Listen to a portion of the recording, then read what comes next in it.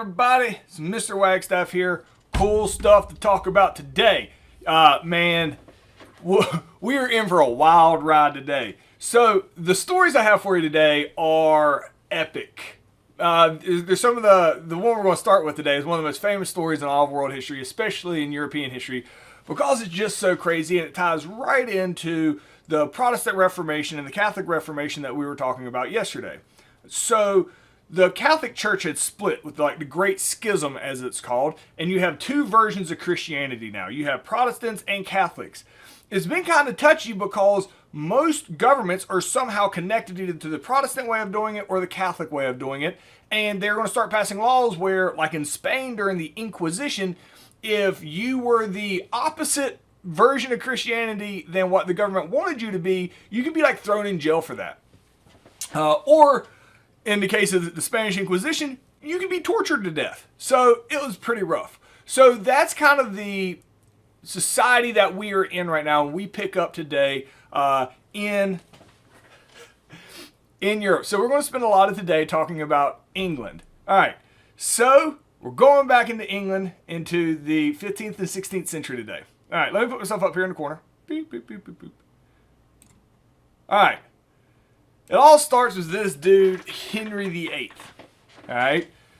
So Henry VIII, he's been king for a while. All right. So the reason he's called Henry VIII, it's not because there's been 7 Henrys like directly in front of him. It just means he's the 8th person in the history of England to be named King Henry.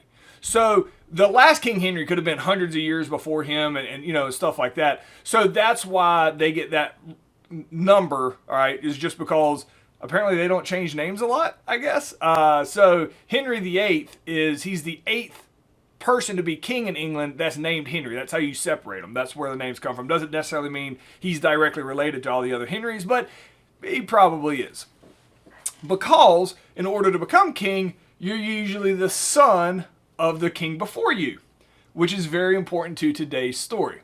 So Henry VIII, he is a Tudor, is his family legacy. So when Henry VIII was younger, all right, and he was a younger king, and he's around for a long time. Henry VIII did a lot of good stuff for England, which it kind of gets lost in the story because he just turns out to be like a psychopath, it seems like. But early on, when he was younger, he was a really, really good king. And as far as being able to be a leader in England, that never really was in question. It's how he dealt with his wives that we're getting ready to talk about today. So Henry VIII, when he was younger, and this is relatively important for later on in the story, he was very athletic, young, really good looking, very handsome man when he was younger. All right. So he gets married when he is younger to another very, very, very royally, associated person. All right. A woman named Catherin of Arago. All right. So I'll go ahead and show you a picture of Catherin of Arago here. Moving down to Catherin of Arago. So Catherin of Arago is his wife. So the way kings decide who to marry is typically somebody else somewhere on earth that somehow gives him more power. So she just happens to be related to the Pope, all right, who's the head of the entire Catholic Church. So Catherin of Arago, related to the Pope, this makes a good marriage. So Catherin of Arago and Henry VIII are married. Everything's normal at this point. Well, Henry VIII needs a son, all right, and he keeps wanting a son. He needs a son so that way when he dies, his son will take over. So his wife, Catherin of Arago, does not have a son, all right. She has a daughter named Mary, all right. So she has a daughter named Mary, but she doesn't have a son, and they're getting older. And Catherin of Arago now can't have any more kids because she's too old, and he doesn't have a son to take over the throne when he dies. So he doesn't like this. All right. So what he does, everybody is Catholic at the time in England. So he's like, all right, well, I got to get myself a new wife. If she can't have any more kids and I don't have a son, got to get myself a new wife. So what he does is he wants to get a divorce. Now, a divorce is like not a thing that happens back then, all right, at all. This is the 1500s. Just doesn't happen. So in order to get a divorce, you have to ask permission from the Pope. So he's like, hey, Pope, I want to need a divorce so that I can go, have a son with somebody else. The Pope, remember, is related to Catherine of Aragon. So who's going to get in trouble here? Like who's going to be not in trouble, but who's going to get the short end of the stick is Catherine of Aragon, who's just going to be cast aside in order for the king to remarry. So the Pope's like, no, I refuse to grant you a divorce. It is what it is. This is where it starts getting a little squirrely. Henry VIII is like, oh, no. I'm going to have a divorce. And the Pope says, in the church, right, the Catholic Church does not sanction this. And as long as England is part of the Catholic Church, you can't have a divorce. So in one of the most overreactions in the history of the world, Henry VIII changes the entire country from being Catholic to being Protestant. And he calls it the Church of England, right? Or at the time, he just says we're Protestant. All right, we'll talk about the Church of England here in a second, which is also a Protestant version. But so he's like, we are going to be our own Protestant version now. When he says they're going to be Protestant, the Pope's like, what? And all of a sudden, now it's illegal in England to go to a Catholic church. The same church they've been going to, they're like, oh, wait, what? I can't do what now? Okay, I guess I'm Protestant now because the king said so. The reason he changed it over to being a Protestant is because you know what is allowed in the Protestant church? Divorce. He literally changes the entire religion of the entire country of England so that he could get a divorce from Catherine of Aragon, all right? And so he could remarry and have a son with somebody else, all right? Now, Henry VIII, by this point, is no longer the really good-looking guy, so keep this in the back of your mind. He's kind of gotten old, and he's kind of gotten fat and dumpy, and he apparently appears to be going crazy as well, because you're going to see some of his decisions, because the story is not even really gotten started yet. It gets crazier, all right? So while he's starting to get old and fat, all right, he's probably in his 40s or 50s. Oh, shoot, I should probably know that off the top of my head, but I don't. He's old and fat now. But he still believes he's, 23 and super fit. He ain't. So he divorces Catherine of Aragon. Changed the entire religion to divorce Catherine of Aragon. All right? So he can have an heir. So he immediately turns around and remarries after he divorces Catherine of Aragon to wife number 2, Anne Boleyn. So Anne Boleyn, this is crazy. So he gets married. She's younger, all right? He gets married. She gets pregnant and gives birth to a daughter named Elizabeth. So now he has 2 daughters. He has Mary from Catherine of Aragon, and now he has Elizabeth, another daughter, here with Anne Boleyn. He is like, oh, I gotta get rid of her too. Now, the problem is you can't just go around and immediately divorcing everybody because that would be crazy. So because Anne Boleyn, he just makes something up. Small birth defects weren't uncommon back then, but she did have an extra finger on her left hand. So because of that, Henry VIII claims that she is a witch. Bear with me now. And has her beheaded. He has his wife executed. You know why he has her executed? Because he doesn't think she's going to give him a son, and he doesn't want to divorce somebody else and look bad, so he just has her murdered so that he can marry somebody else. Like, what? This is crazy. So Anne Boleyn gets executed so that he can marry somebody else and have a son that can take over for him. All right, so he's already changed the religion of the entire country of England, and now he's executed somebody to marry again. Enter Jane Seymour, wife number 3. All right, he marries her 11 days after the execution of Anne Boleyn. 11 days after he executes wife number 2, he's married again to a woman named Jane Seymour. Jane Seymour gets pregnant and has a son, hooray, But, all right, she more or less dies in childbirth. So Jane Seymour dies, but she does have a son named Edward. Now, Edward is obvious from the beginning that Edward's a sickly child. The chances of Edward actually surviving to a full-grown adult does appear to be limited. So even though he now has a son with wife number three has now died in childbirth, he needs like more sons in order to, take over the throne. I should point out, we know in science now, women do not determine the sex of the baby. That's actually the male with X and Y chromosomes determine the sex of the male. But regardless, it was 500 years ago, and just blame women for everything. So Jane Seymour dies. So he needs to marry somebody else. Oh my gosh, this story right here. This story right here, and I literally put this slide up here because this is what is always said, and it's not true. It doesn't really work out like this. So Anne of Cleves, he needs another wife.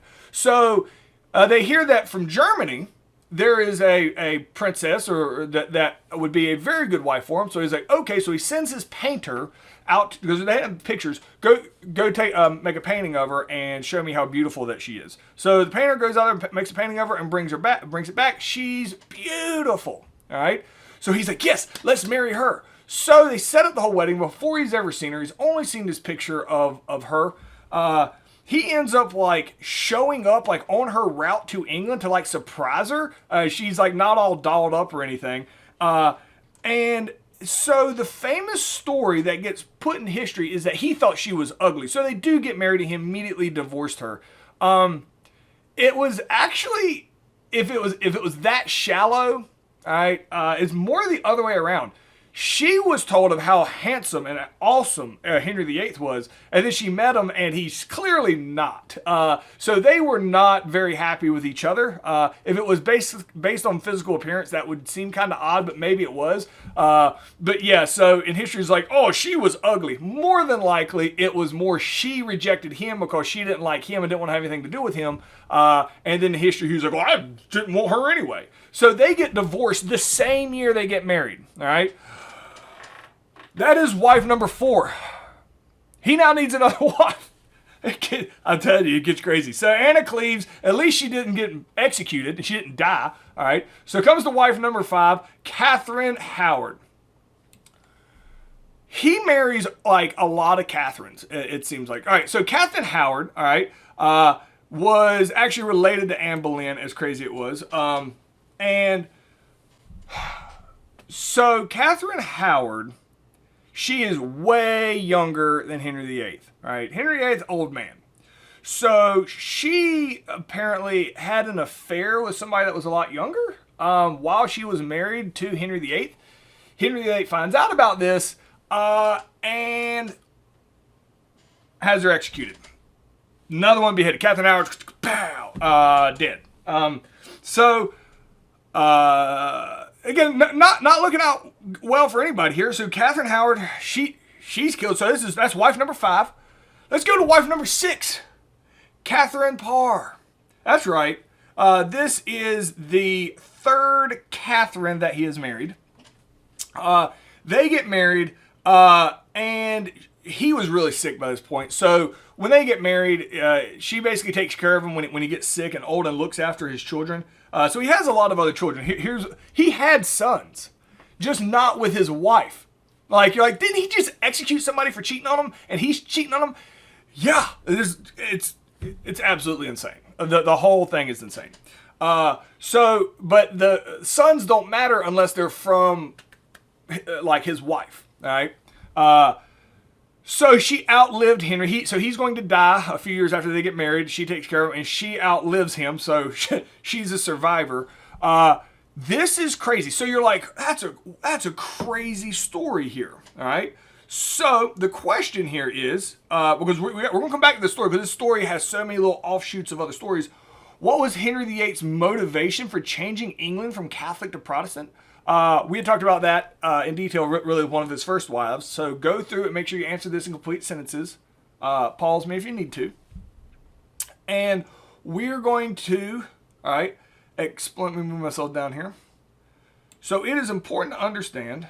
Let me bring my little marker up here if I can do that. All right, that's the marker I want. All right. So when he dies, who's going to take over? This dude right here. You're like, that's a baby. That's right. That's a baby. So he is going to die when he's 15 years old. This is King Edward.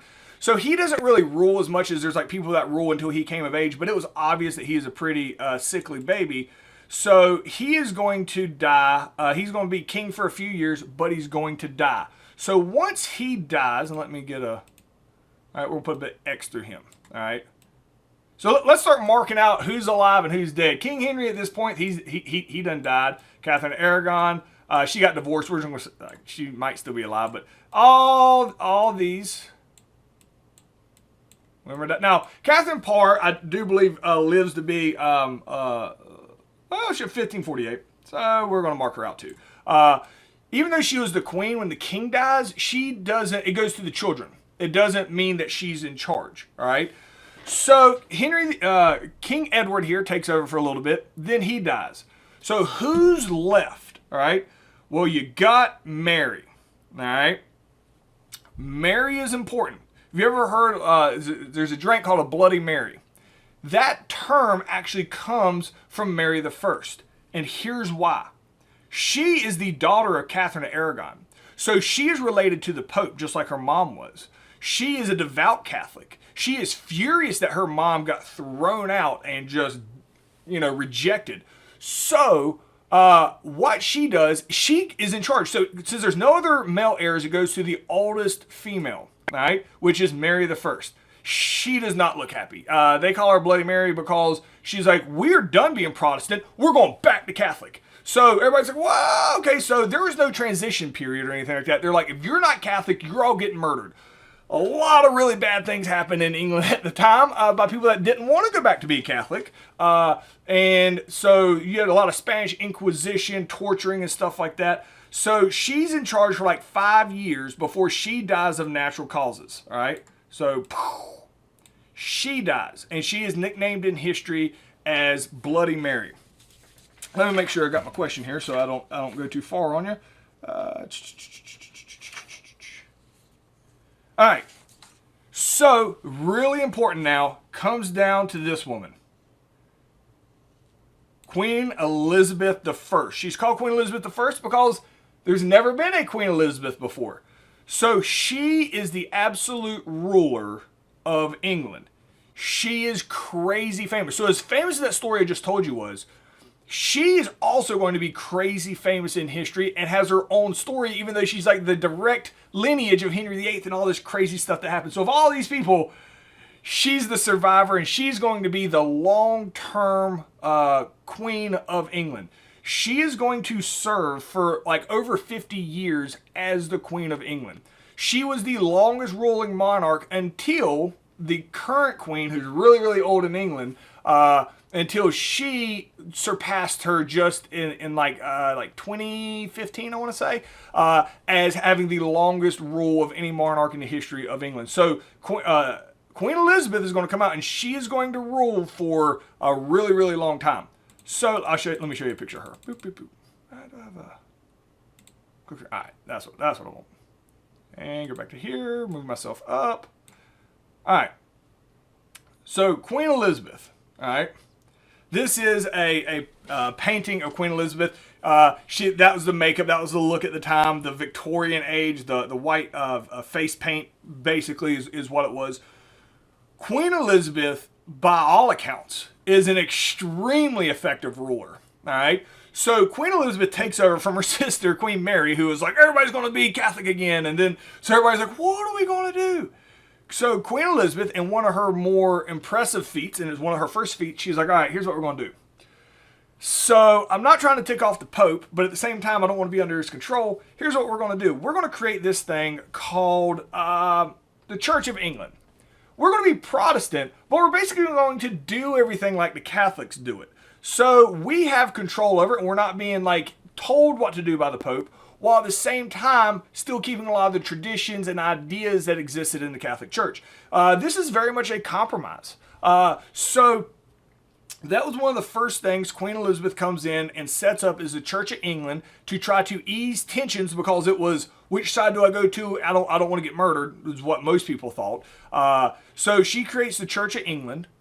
Then, and this is really cool, so she's a queen. Guess what she's expected to do? She's expected to get married and have kids and all this other stuff. She wants to rule. So this is credit, man. So she knows the moment she gets married, you know what happens to all her power? Gone. The moment she gets married, she's not in charge anymore. Her husband is. He's going to be king whoever. All right. Now, she can't say, I'm not going to get married, because that's like crazy talk. Like, you can't, like, that's just, of course she's going to get married. So what she has to do her entire life, and respect for this, she has to date like guys like from all over the world, because everybody wants to be the king of England. All you have to do is marry Queen Elizabeth. So she has to like go out on dates. She's like, oh, I got somebody fine, we'll go out on a date, you know, or whatever their version of dating is. Oh, she would find a reason that something's wrong with every single guy, because the moment she got married, she'd lose her entire everything that she has. So she never gets married, never does. This is why, interesting enough, and we'll start talking about this in a few days, since she's never gotten married, she is considered a virgin.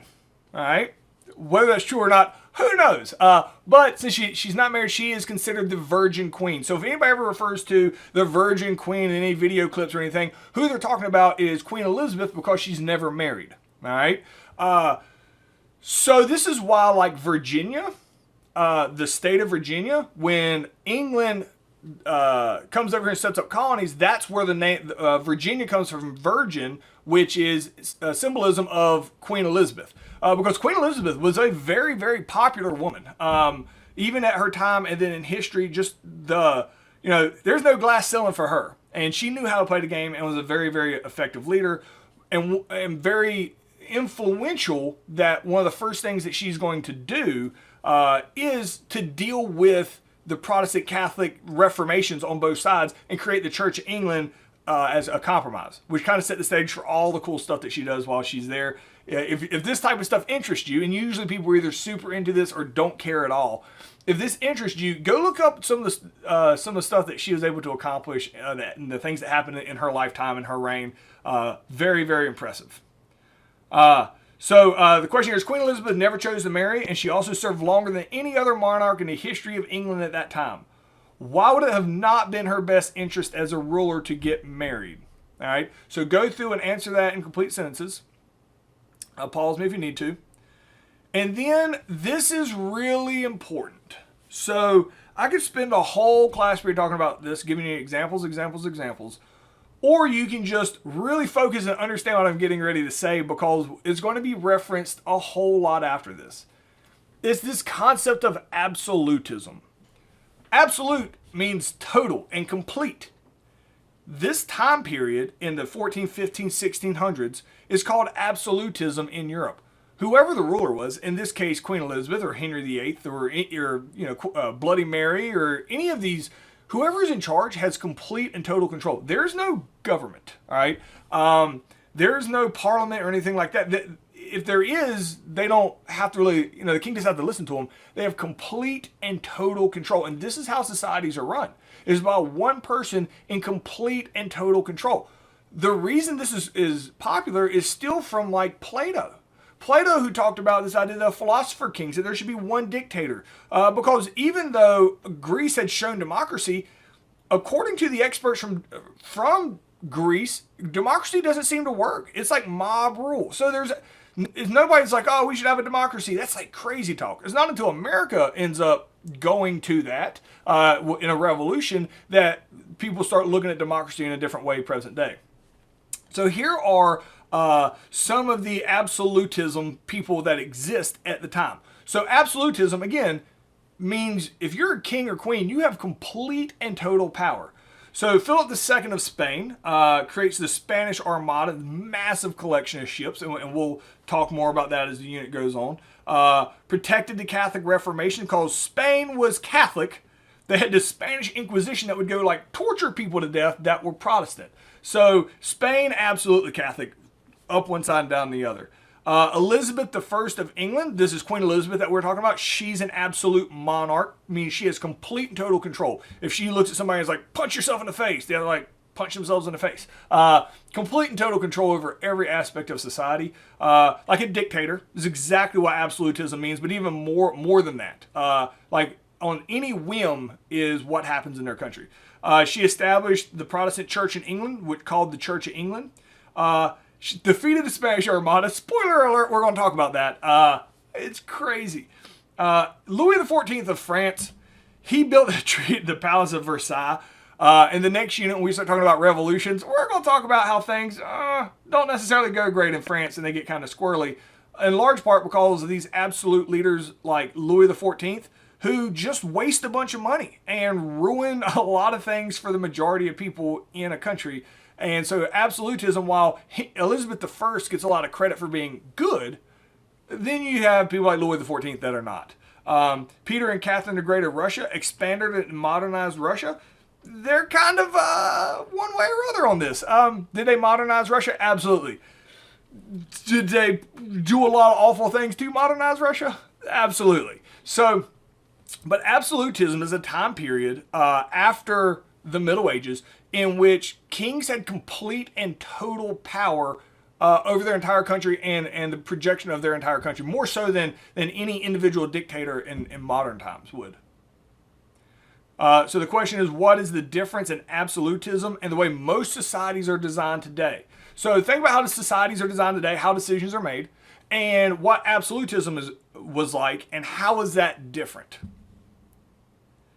You can pause me. I do want to show you that this is Louis XIV builds this huge gold palace while people are like starving to death outside. This is the type of stuff you can do when you're an absolute ruler, an absolute monarch, is you can take all the gold and build yourself big, awesome gold palaces that still exist today. That's where these pictures are modern pictures. While everybody outside is starving to death. So nobody's going to tell you no. As an absolute monarch, nobody's going to tell you no, even if it's an awful, awful decision. And we will talk more about that in the next unit. But we're done for the day. We're going to pick up tomorrow, start talking about the scientific revolution. So that is as far as we're going to get today in this part. So I will see you guys tomorrow.